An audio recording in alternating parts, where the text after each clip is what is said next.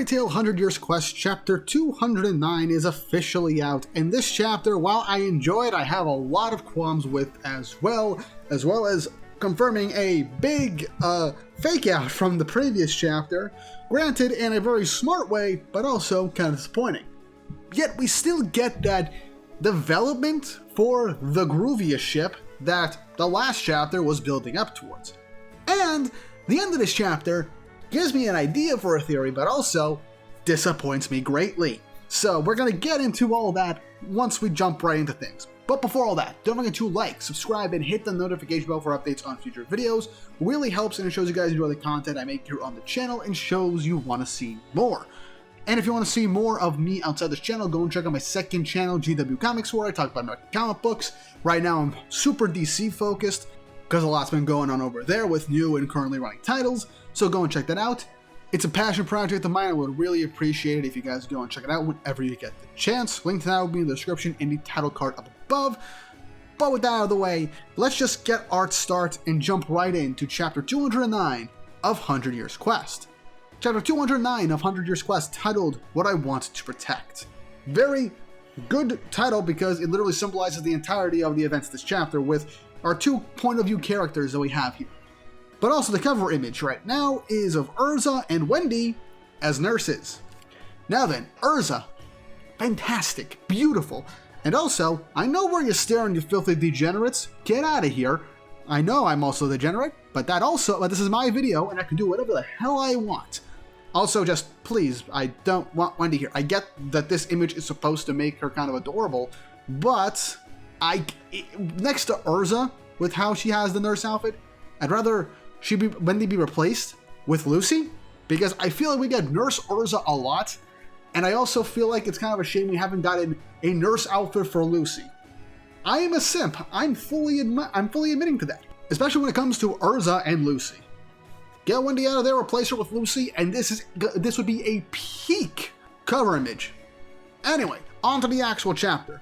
We continue from last week, and it being kind of graphic, because we see the top of Juvia's body and her blood plopping down to the ground, with Gray trembling and just on the verge of tears, crying out to her, holding on to her dismembered corpse, seemingly, as Anchor looms over him menacingly with his aura.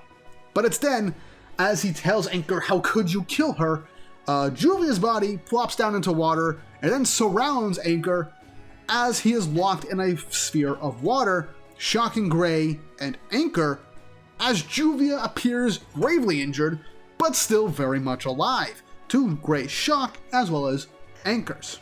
As Gray is wondering how Juvia managed to escape the chains, and even Juvia said that it was a close one. The chains sealed away her magic and so she couldn't turn into water. But Juvia was still able to produce magic power, so since she couldn't use it on herself, she used it by pouring that magic power into the chains to increase the water pressure from inside them so they could break the chains. And even though it was kind of late, she did suffer some pretty grave injuries. She did manage to turn herself into a water and make a water fake, and did this to deceive Gray and Anchor. As with this little visual aid, Juvia made a literal copy of herself and then just used the water droplets that she had of herself once she bursted everything, went behind Anchor and put him in a water lock. As Juvia is very sorry for deceiving Gray, because she had to sell this literal big ruse when she had this idea while nearly being killed. As Gray's kind of blushing, like, wait, she made me have the wrong idea for the wrong reasons? She was acting that whole time? And even Juvia's noticing that Gray was kind of crying.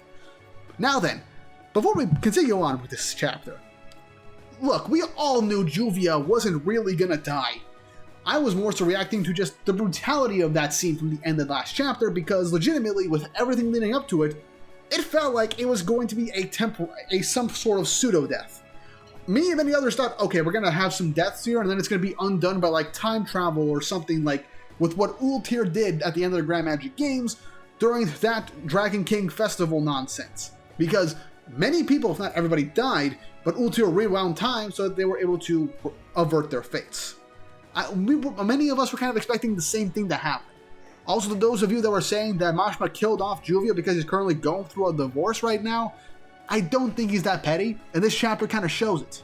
Then again, he didn't kill off Makarov at the end of the mainline fairy tale because he resembled so much of his actual grandfather, who he loves and respects so much, that he couldn't bear to leave the character dead or kill him off, which is why he was flip-flopping the entirety of OG fairy tale. But still, that's besides the point. Either way, while I don't like the fake out, at least it was done in purpose of, catching the antagonist off guard. That, and also it was still pretty damn graphic, I will say so myself. Literally, it was a water fake, but the water was looking like blood, and Gray was literally cradling what looked like Juvia's corpse that was ripped off from a part of her body. So, kudos to Mashima and Ueda, the illustrator, for selling that for a brief moment that almost made me question if she was actually dead or not. And another thing, while I do think this is a stretch how Juvia managed to escape the magic power sealing chains, at least it was more so for spells, and Juvia couldn't use magic on herself to turn herself into water. She increased the pressure with her magic power so that the chains would explode. And to an extent, I can believe that, because Anchor is the sea prison dragon. Obviously, water magic is a part of that, and he manifested these anchors and chains from his water magic. So, by process of just bringing these concepts together, I can see the logic here, with Juvia realizing she couldn't use her magic on herself, but can still control her own magic power. She just can't cast spells. She just used her own innate abilities to increase the water pressure within the chains so that they could burst. A 500 IQ plan by Juvia, by something that she is acutely and very incredibly knowledgeable of. So I can buy it, but at the same time, it is very loose logic. It is done purely for the situation. So that is kind of my critique. It is kind of a convenience for Juvia to do all that, but at the same time, I can kind of let it go because it's been explained in a way that kind of makes sense. Still kind of iffy on it. It is kind of a big flaw of this portion of the story, but it's alright. But anyway, Gray gets his composure back as he goes back into Demon Slayer Mark form and unleashes his Ice Demon Zero's Bow of Annihilation, as Anchor is just standing there, but he then grabs the arrow at point blank casually, and he then breaks out of Juvia's waterlock, saying, "Have humans really become this insolent over the past 400 years? As he says, "You dare oppose a dragon? I guess that shows how tremendously arrogant you are." As he unleashes a massive tsunami of water spiraling and beginning to sink Gray and Juvia in it. But the water this time isn't normal water. It's different.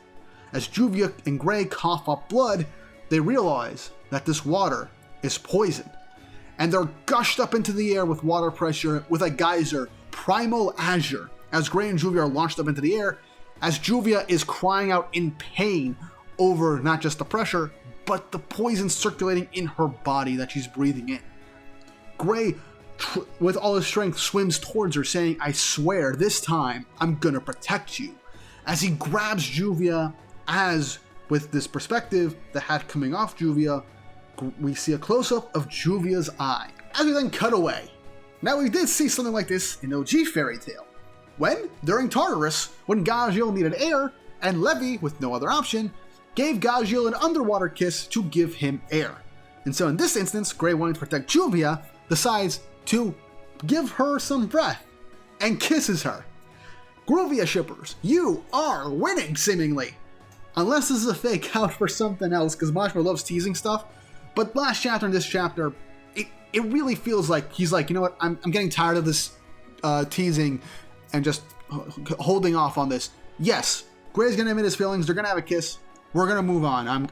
This isn't as fun for me anymore. And next chapter, or a couple of chapters later, we are gonna see the result of this.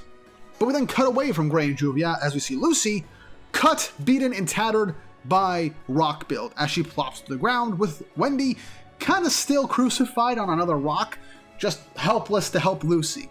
As Rock Build is getting kind of bored, saying that over 400 years, humans are still kind of boring. He then kicks Lucy off to the side, saying that the weak are dogs that bark the loudest.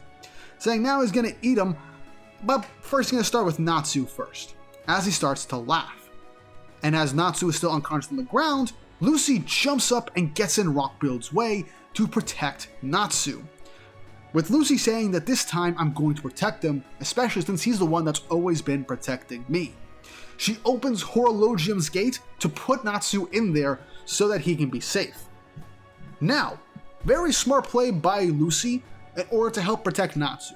Horologium has tanked and protected people from so many massive attacks and from near-death moments. She should have had his gate closed with Natsu still in there to take him to the Celestial World, because that would have legitimately been the best place for him to hide out in to recover. Then again, I don't know if Natsu would be brought into the Celestial World even being in Horologium. That is something that is still kind of wonky logic sometimes when it comes to the Celestial Spirits, I'm going to be honest with you. But with Natsu safe within Horologium, Lucy unleashes her Stardress mix, her Virgo Leo form, to lunge over at Rockbuild. Rockbuild unleashes a bunch of pillars of rock as Lucy begins to dodge Weeb out of the way.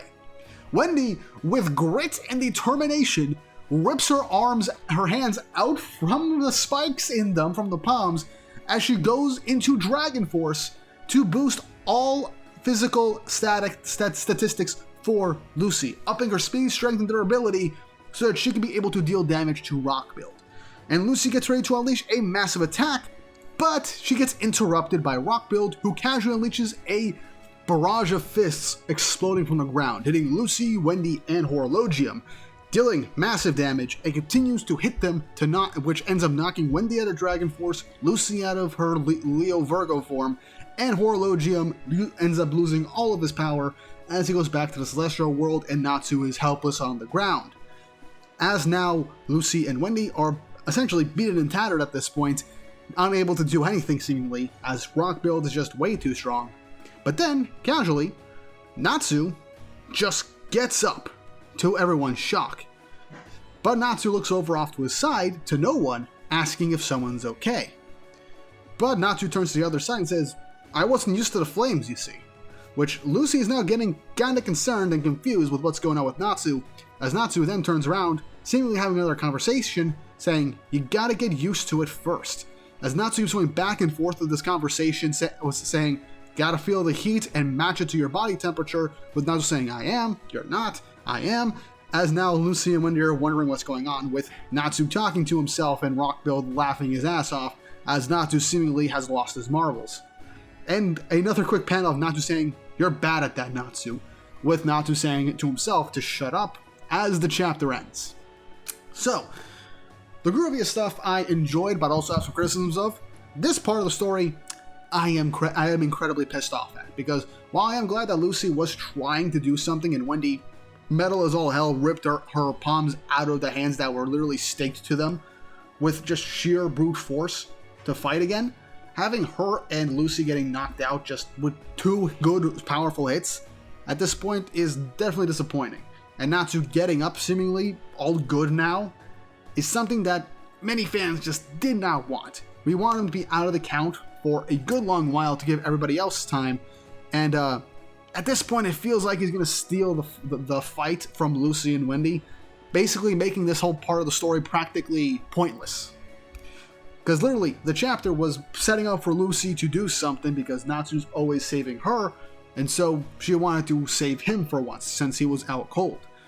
Lucy's had a lot of good moments in the story and some good fights and good moments, but this was a good setup for her to actually do something. And Wendy, yeah, playing support, but to at least do something as well. She does do a lot of more solo fights in comparison to Lucy, showcasing her ceiling of strength. But Lucy still hasn't done Mercphobia Key. And it really, really feels like we are forgetting that Lucy has the powers of a dragon god at her beck and call at this point. Yeah, Mercphobia is not as strong as he was before, but she's fighting a dragon. And despite, for some reason, Wendy not giving Lucy the Dragon Slayer seal, she had Dragon Slayer magic. She wasn't doing anything, just playing support for Lucy.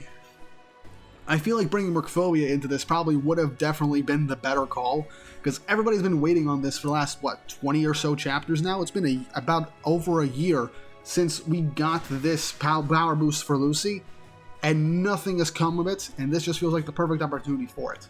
Now Natsu's up and about. Him talking to himself feels like something else. Either A, him getting knocked out and with the powers of Ignios flames boosting his power, and him not being used to the flames, either A, awaken the persona of END. We're still bringing that option into here, and now it's literally like a inner demon type thing where Natsu is talking to him, but also he's talking to Natsu through Natsu's own mouth. Or it's the residuals of Ignios soul that still reside within Natsu being given actual strength to manifest within him and talk through him now that he got that magic power within him or something like that. I don't know. I'm curious about that. It intrigues me. But it kind of sucks that it comes at the cost of giving Lucy and Wendy some actual time to shine. And unless Natsu decides to take priority and go fight Ignia again, he's going to steal this win from Lucy and Wendy, and they're effectively going to be useless in this final arc because they've done basically nothing. Lucy in particular. Wendy's done the most throughout this entire sequel series. Lucy's had a few good moments in fights as well, but in this final stretch, the two of them have had the least amount of spotlight put onto them. And it really does suck.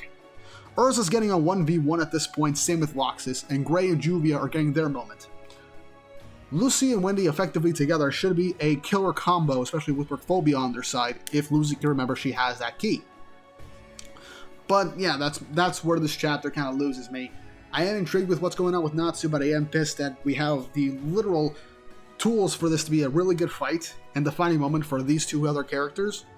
But now the MC is just up and about and probably going to steal the win at this point, because this has been a pattern already, and it's a very bad pattern, and it kind of hinders my own enjoyment of this. Even if something hype happens that I will like, this sours it for me. But you guys let me know your thoughts and opinions in the comment section down below, how you think this is going to play out. Do you think Natsu's going to steal the win from Lucy and Wendy? Do you think Gray and Juvia actually did have a kiss in this moment and near death, and now they're going to have perfect teamwork to take down or hold off Anchor? Do you think we're going to cut away to Erza or Loxus's fights, and maybe see what's going on with Mira Jade, and if she's actually going to be able to fight a dragon? Let me know in the comment section down below. And I know I don't really promote this much, but I need to right now. Go and check out my Patreon. Link's going to be in the description down below. I'm going to be posting some videos that I haven't uploaded because I have no idea when to post them, or they are just in limbo because they were for a series of videos that I decided to put a break on because I've had no time for, and some videos that I have no idea when to post. Case in point, I have a Shaman King blind review series that I only have 2 videos out right now. Just prior to the channel, they have no idea when to post them because I have not finished my read-through of Shaman King to make more videos on it. So I'm just going to post those over on Patreon over the coming weeks, alongside a few other videos that I just have in limbo that I have no idea when to post because I've had no good times to post them. So if you want to check those out, they're going to be on Patreon, being released slowly over the next couple of weeks. I really appreciate the support because it helps me get more videos out there, as there's a lot of bigger projects that I want to get back into and to start making, and the Patreon would very much help towards that. I don't like having to ask this, but I got a lot of ideas and stuff I want to do, and the Patreon would definitely help a good bit. But if you can't, then just like, subscribe, share the video to other people that like this content that I make here to help the channel grow even more. Hopefully to make it to 50k before the end of the year. We're getting kind of close to that, and I would very much appreciate any and all support you guys can give me. But with all that said and done, I hope you guys enjoyed, and I hope you all have an awesome day. But man, this chapter had a lot of the good and bad when it comes to Fairy Tail and Mashima's writing style, because my lord, this is just getting annoying at this point, despite me having stuff I like.